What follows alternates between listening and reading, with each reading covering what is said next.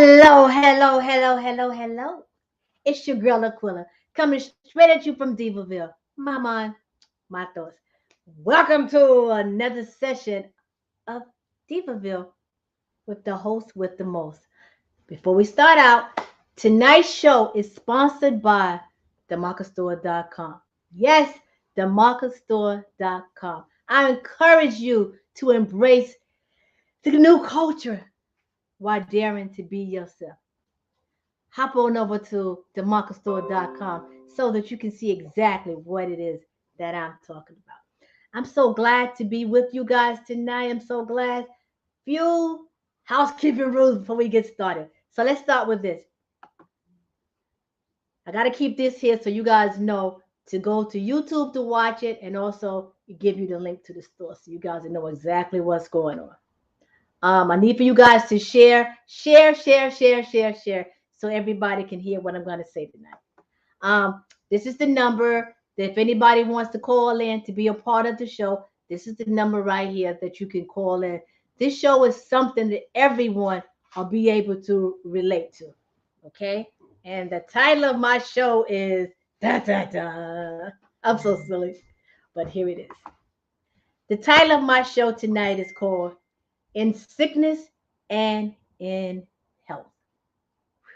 Remember last week we were talking about before you get married and the conversations that you need to have before you get married. Okay. And everybody said, oh, yeah, we have those conversations. I'm ready because we've already talked about this.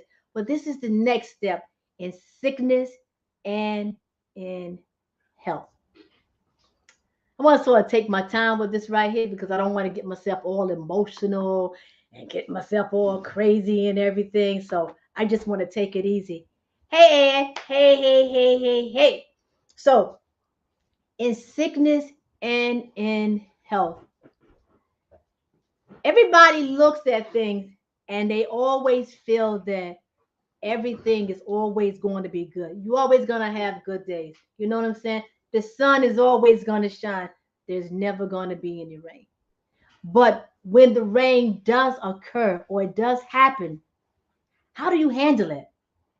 So everybody wants to get married, and people think just because you say, I love you, that's enough to be able to marry a person.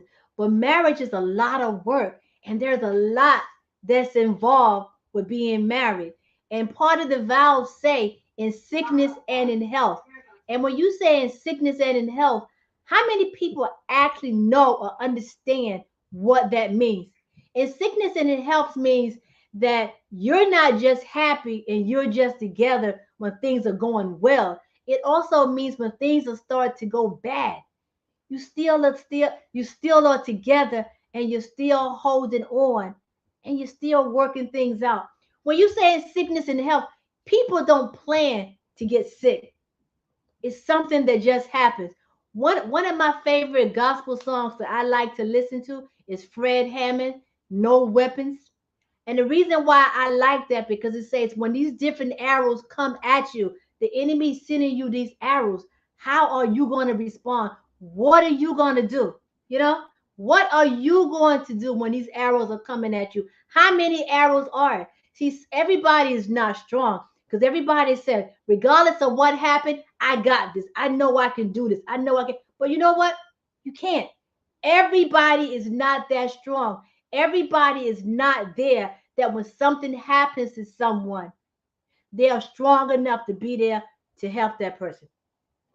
Some people are selfish and they want you there for them when there's something going on with them. But then when it's you, nobody wants to be there. I've been there. Okay. I had a situation when I had to have surgery myself. This was about maybe, I don't know, it was like 2009, 2010. I don't know. But anyway, I had to have surgery. And after I had this surgery, it's not a big deal. I had a hysterectomy. And when I had it, I couldn't walk. It was painful. If you ever have somebody that cut you in the bottom of your stomach and stitch you up, that's not a good feeling. But I say this to say it was a lot on my husband. It was a lot on me too, but it was a lot on him. You know what I'm saying? So people have a tendency to forget about one of the people that's involved in the situation. So the person that's going through something may get a lot of attention. Everybody is there for that person, but that person that's there to help them, nobody thinks about that person. And what people always say in situations like that is this right here. Oh, that's their husband, that's their wife. This is what they're supposed to do.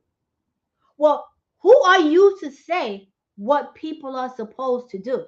So, in sickness and health, it's not because you're supposed to. This is something that you have to want to do. You know what I'm saying? Because if you feel that it's a job and you don't really want to do it, there's no way that you can be there for that person in sickness and in health. Hey, Miss Sarah, how you doing? Are you 100% right? Miss Sarah said both parties need support. I have a couple of things that I want to go over, and I'm going to go back and forth, just to put my little spin on it. And listen, you guys, this is just my mind, my thoughts. I'm not a psychologist, I'm not a doctor, I can't tell anybody anything, but this is just my mind, my thought. So let's get started. Okay, a person gets sick, they get seriously ill. The first thing that goes to your mind is it a cure for it? And how much is this going to cost? We talking about sickness and in health. So while you're worrying about how much it's gonna cost, this person is laying, this person is sick, and that's this person. What they're thinking about is there a cure for this right here? What can I do? Is there any medication? The cost and the price, they're not too concerned about it. So within sickness and health, at that moment, the cost and price shouldn't be your first go-to place. Yeah, it's gonna be an issue along the line, but it shouldn't be your first go-to place. You married this person because you love this person. So regardless of what it costs, you work it out. You will figure out exactly how to take care of this situation. And people get it twisted because it's like, oh my God, this is another bill. This is going to cost me so much. Yo, forget about it.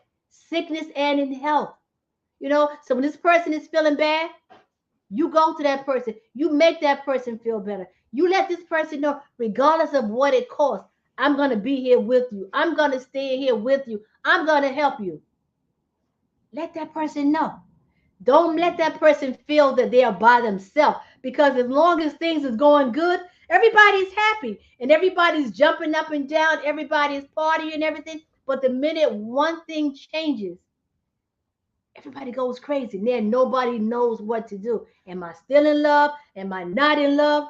What's going on there? But the person gets sick, you should still feel the same way about that person that you felt about that person when they were well. Think about it. So, person got a terminal illness. All types of things are going through this person's mind. How much time do I have? How did I get this right here? Oh my God, what am I going to do? I'm leaving this person. I'm leaving that person. This person is going through a lot dealing with this right here. But you said sickness and in health, you're going to be there for that person. This person is stressed out. Don't add more aggravation to what this person is going through. You know what I'm saying? If you are not terminally ill, you would never know what this person is dealing with. Being sick and not knowing if there is any type of resolution or any type of solution or any cure for it's a painful thing, because a lot of things that bother people is the unknown. But the thing is, now that you found out this person is terminally ill, are you going to be there for that person? What are you going to do?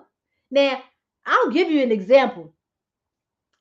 My mom, she was terminally ill. My mom passed away December 1st, 2014 at 6 o'clock p.m. Okay. Now, by the time that we found out what was going on with my mother had stage 4. Here you go. Small cell lung cancer, stage 4. Okay. Now, at this time, everybody could run and hide and find something to do. Okay. I lived in New York. I have 2 brothers that live in North Carolina. I have a brother that lives in Virginia.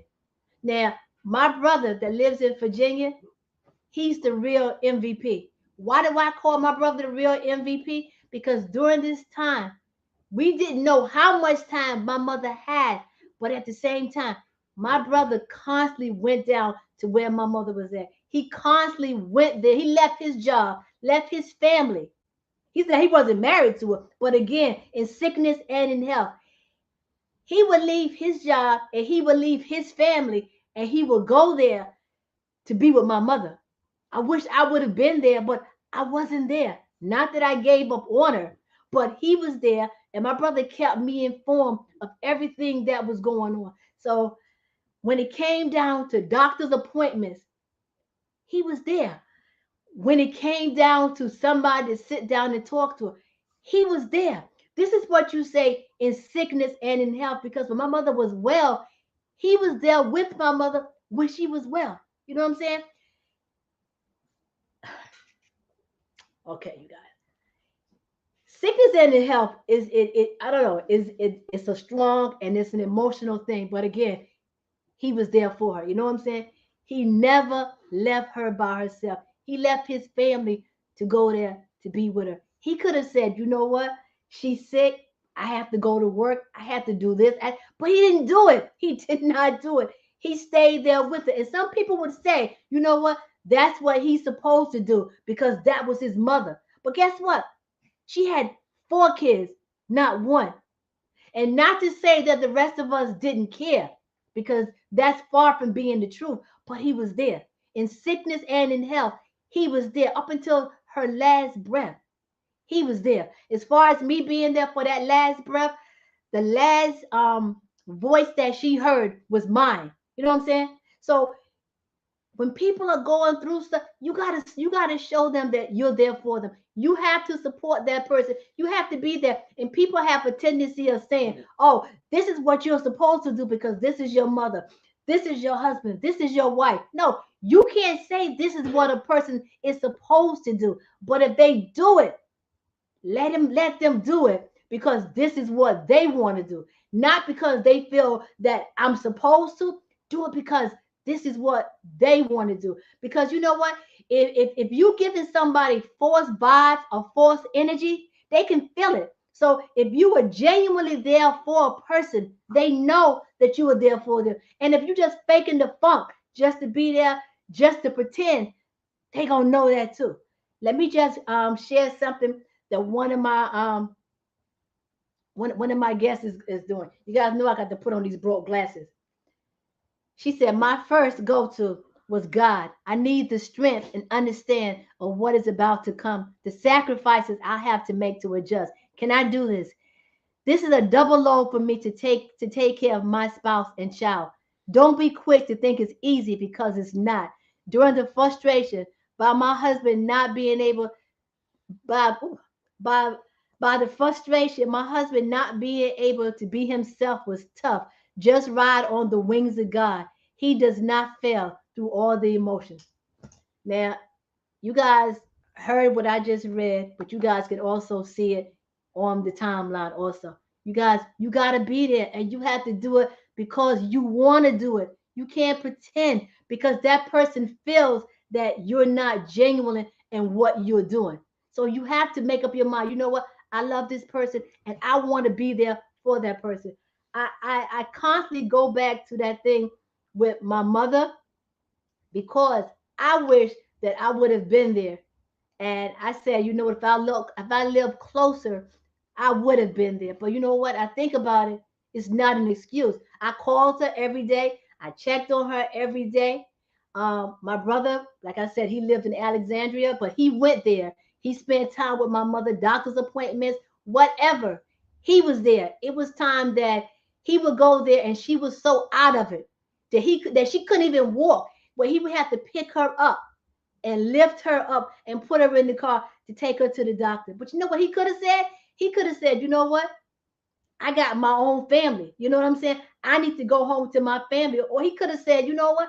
She got 3 more kids. Why am I the one that's doing all of this right here? But he didn't do that. He was there in sickness and in health. He was right there for her. I have other brothers. They were there for her too. And I thank God for them all.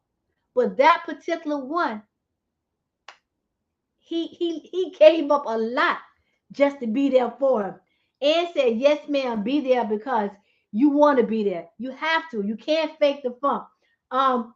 People become unable to work. They become disabled. Okay, so when they become disabled, sometimes they are fully disabled, sometimes they are partial disabled, and it may affect your income.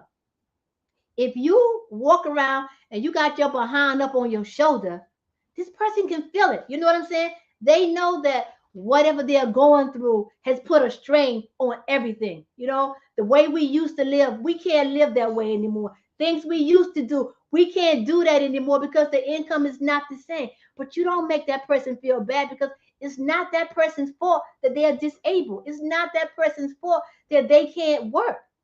So you said in sickness and health, that means regardless of what's going on, you're gonna be there for that person. You're not gonna just be there when things is good and we can just go on vacation, we can hang out, we can no, because every day is not gonna be a vacation. You know what I'm saying?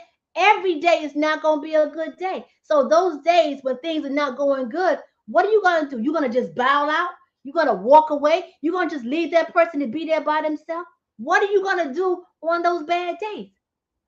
Nobody wants to be disabled. Nobody wants to be in the bed and they can't get up. Nobody wants to depend on nobody. So if this person is in this position, help them. Because do you know what that person is feeling like saying, like, damn, I can't even get up there. I can't even go to the bathroom by myself. I can't feed myself. I can't do this. So what are you gonna do? You're gonna come in there with an attitude, bring food, throw the food on the table. Here's your food. No, you got to do what you need to do. You know what I'm saying? People forget because you know what? One day it could be this person, the next day it could be you. And when it becomes you, trust me, you're going to want somebody to be there for you because people do that all the time. Like I said at the beginning, people are selfish. People want you to look out for them. People want you to be there for them. But when it comes time for you to be there for somebody else, where are you? And sickness and health doesn't mean that when things are not going your way, that you get up and you walk away. No, that's not the way that it works. Listen, I'm telling you guys, when I had to have that surgery and my husband was here with me, I couldn't even get up and go to the bathroom. Do you know what it's like? This man had to take a chair and fix it and then get a bucket and make it so it was. So I'll be able to go to the bathroom. Now, the bottom of my stomach is ripped out because I just had a hysterectomy. So how much stuff can I do? I mean, to the point there is I gotta go to the bathroom, and this man has to help me go to the bathroom. He has to help wipe me and everything. You know what I'm saying? Could you imagine if he just be like, "Yo, I can't do this," and just bounce? I'd have been laying in that bed, can't move, messed up because I done went to the bathroom all over myself. Come on, you gotta think about all this stuff because he could have easily just said, "You know what, man? I can't wipe you. I can't help you. I can't do anything." You got to think about these things. And he didn't do it because he had to. He did it because he wanted to. Good times and bad times. Because listen, I ain't sick all the time. This was a once in a lifetime thing. And trust me, it wasn't something that I was expecting, and it wasn't something that I wanted to happen. So he could have easily had just turned his back and just went the opposite direction, or he could have went out and hang out and just said, "Here's some water, here's some food. I'll see you when I get back." But what? I still can't get up and go to the bathroom. But he didn't do that in sickness and in health. So whether I'm feeling good or whether I'm feeling bad, yo, you still got to stick it out. It becomes stressful. It's stressful on everybody. You know what I'm saying? You think that it's stressful on you because you are helping this person. Well, that person is stressful on them too because they feel that they've compromised or changed your whole existence to what you're doing. So they feel like, man, I've stopped everything. This person can't do anything. You know what I'm saying? He cannot do anything now because why? He has to stay here and take care of me. You know what I'm saying? He can't go to the store. He can't go see his friends. He can't go to the movie. He can't do anything. He can't go to dinner. Why? Because he has to stay here to be with me. But it says in sickness and in health. So if you feeling stressed out, think about how that sick person is feeling. Think about all the different emotions and things that is going through their mind. And not only that, with these different emotions that are hitting them like this, like this, like this, it's making them sicker. Because you know what? All the thing stress does is add more to whatever is going on. So think about all of this stuff right here. The person becomes depressed. They become withdrawn. Think about all of this right here. So what are you gonna do when all this stuff happens? Are you able to be there with that person and help them to deal with this right here? Um, I guess y'all say I got a lot of family, and I do. So let me tell you this other story because I like to talk about myself. So my husband was here to help me and everything, right? He did all of this right here. But then I have a cousin, Cynthia, right? Cynthia Green. I call her my ride or die. I call her my peanut butter to my jelly. But let me tell you about Cent. So Cent knew that after I had this surgery, I was becoming depressed. I mean, I was depressed out of my mind. You know what I'm saying?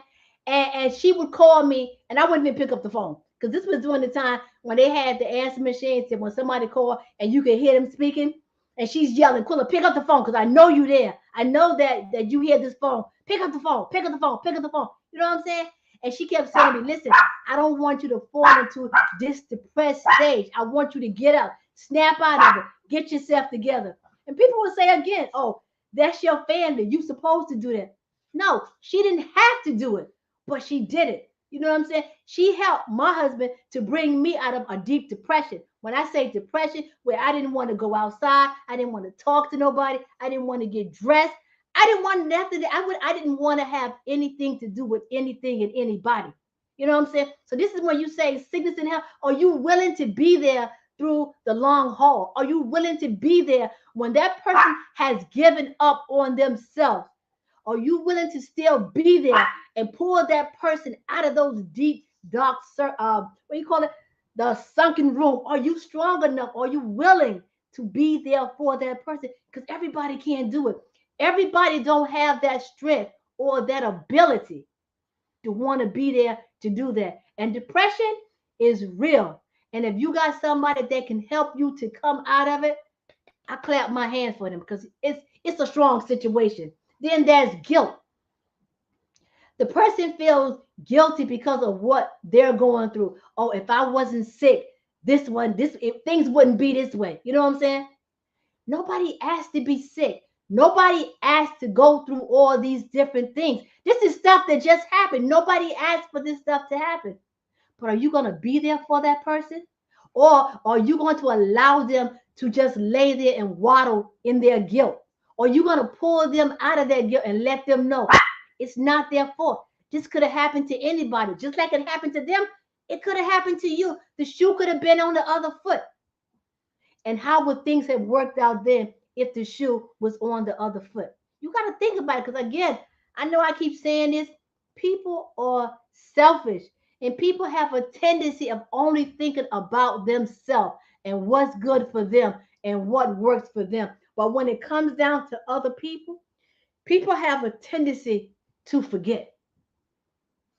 Don't allow people to feel guilty or be miserable for something that's not their fault. Yeah, it's a life changing situation for everybody around. You know, things that you used to do. Well, for a while, maybe you can't do it, but better days are coming. Nobody said this person is not going to get better. Nobody said because this person is ill, nobody said that, you know what? You still can't. Nobody said that you can't still take this person on vacation. You can't take this person and take them outside. You can't take them for a walk. You can't take them to the park. Nobody said that you couldn't do that. So how much of a life change is it? If the person can't walk, okay, there's a wheelchair. There's a walker. There's so many different ways. And then they put like the ramps and things every place you go. Roll them up the ramp, go into the restaurant. Roll them up the ramp, go into the movies. There's so many different ways. Your life doesn't have to change. It's going to change some, but it doesn't have to be that drastic. You don't have to sit there and just like fall into that sunken room feeling, you know what, nothing else is going to be the same because it's not as bad as you make it seem. Some people feel that they're losing themselves. I used to do this. I used to do that. But what about this person that's sick? They used to do this too. And there's things that they used to do also. You don't think that they want to go back and do some of the same things that they used to do? It's not just about you. So when you decide that you're going to get married, it's a lot involved. It's not like, okay, we marry and that's it. No, no, no, no, no, no, no, no, no. It doesn't work like that. You have to be there for that person. You have to be strong for that person. When one person is down, the other one has to be up. You know what I'm saying? You have to support. You have to carry. You have to do what you need to do for that person. And stop saying, please stop saying they're supposed to do it. Because no, they're not supposed to do it. If they want to do it, that's the key thing. The want. They have to want to do it. Because if you keep saying to a person, you have to do it, and they really don't want to do it, they're going to make that person's life miserable because they're unhappy and this person is going to be unhappy. And misery loves company. Think about it. Misery loves company. It's painful. It's painful on both sides because the person that's sick, if it's a terminal illness, they're saying that I'm going to leave my husband, I'm going to leave my wife, I'm going to leave my friends, I'm going to leave my kids. Yeah, it's a painful thought to sit around and think about all of this right here. But then the person that's looking out for the sick person, they're saying the same thing. It's painful to them because this person is terminally ill. How much more time do I have with this person? I wish I'd have had more time. I wish I would have done this. I wish I would have done that. Am I guilty? Yes. Because when my mom passed away, I was saying, I wish I would have said this. I wish I would have said that. I wish I would have did this. You know what I'm saying? There's always that wish, wish, wish, wish, wish. And when you can't do it, it's a hurtful and it's a painful situation. But at that point, there's nothing that you can do about it.